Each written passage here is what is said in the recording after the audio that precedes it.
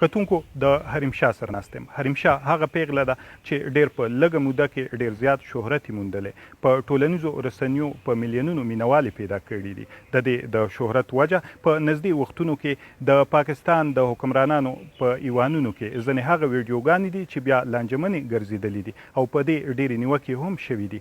د حریم شاه سره خبرې کوو د دې د ژوند کیسې او د فضا حسین نه تر حریم شاه جوړېدو پورې دغه سفر منځني وخت کې د کومو مشکلاتو سره مخ شوه، دغه هر څه ستاسې مخکې وراوړو. لومبۍ پوښتنه، که تاسې د خپلې خولې اوریدونکو ته کتونکو ته زموږ ووایئ چې حریم شاه څوک ده، د کومې سیمې اوسیدونکې ده؟ حریم شاه के बारे में मोस्टली लोग जानते ही हैं लेकिन د حریم شاه په حق له خو زیاتره خلکو ته معلومه ده، خو زه د خیبر پښتونخوا یوې لوی پرته سیمې مانسهرې سره تړون لرم او اوس دا وخت اسلام آباد کې مشته یم. حریم شاه چرته هغه د مانسهرې دنګ دنګ غرونه، چرته د اسلام آباد د حکمرانانو ایوانونه، حریم شاه دغه ځای ته څنګه راورسېدله؟ آیا داسې کوم مشکلات ورته هم په لاره راغلي دي؟ एक्चुअली मेरा बचपन मेरे ख्याल में او خو رښتیا دا دی چې زه تر پنځمه ټولګۍ په خپل کلي کې اوسېدلی یم او د ژوند زیات وخت مو هلته نه دی تیر شوی. د دې په شا وجه زما د زده کړو سره مینه وه. هلته نه خو کالج و او نه پوهنتون و. د شپږمې ټولګۍ وروسته د خپلو زده کړو په خاطره د کلي لرې شوم. زمون کلی ډېر وروسته پاتې و. زه زده کړو دپاره د کور نه لرې پیغله شوم او دغه پیغلتوب وختونه مو په اسلام آباد، پیښور او لاهور کې تیر کړل. के लिए मुझे जो है तो څنګه حریم شاه چې چرته هم ځي د پاکستان د حکمرانانو ایوانونو ته چې ځي هر ځای کې دروازې ورته پرانیستی کېږي، دغه څنګه؟ कैसे दरवाजे खुल जाते हैं. څنګه راته دروازې پرانیستی شي د دې به درته اوس څه جواب درکم، خو دا به ووایم چې په دې لړ کې مو تر اوسه په ژوند کې کوم مشکل نه دی راغلی.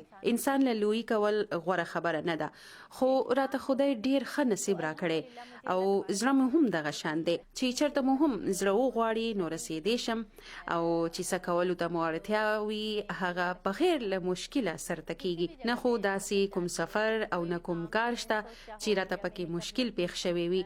دغه هر څه راته ډېرې وړیا وي.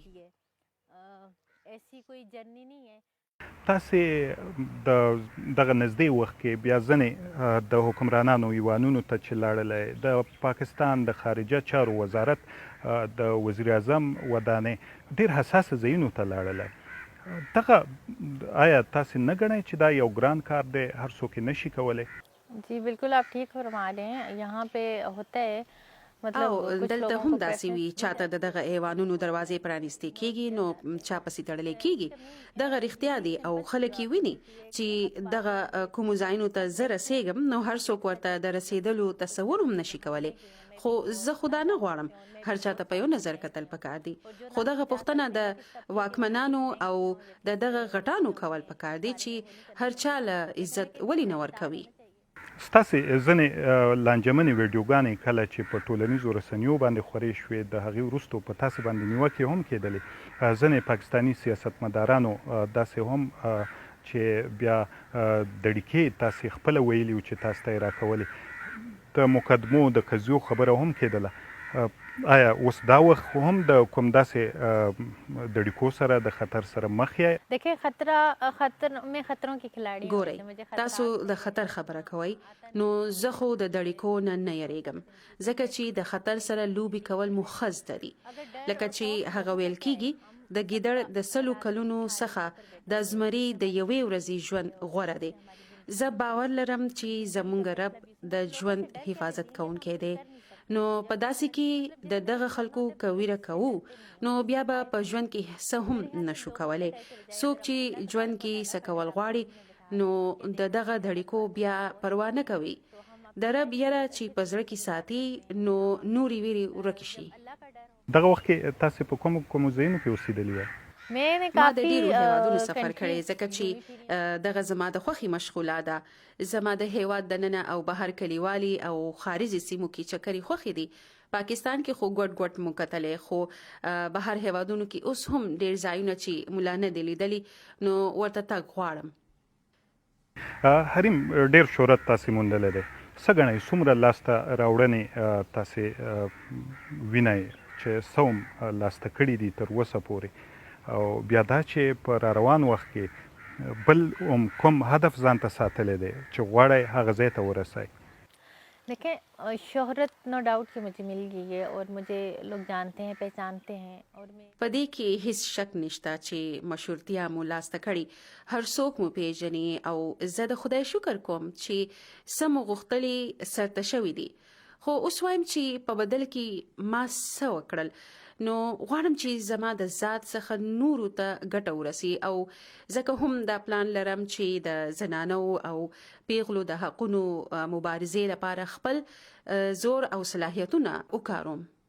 حریم دا وایي پاکستاني سیاستمدارانو کې کوم داسې دي چې ستاسې خوښ دي؟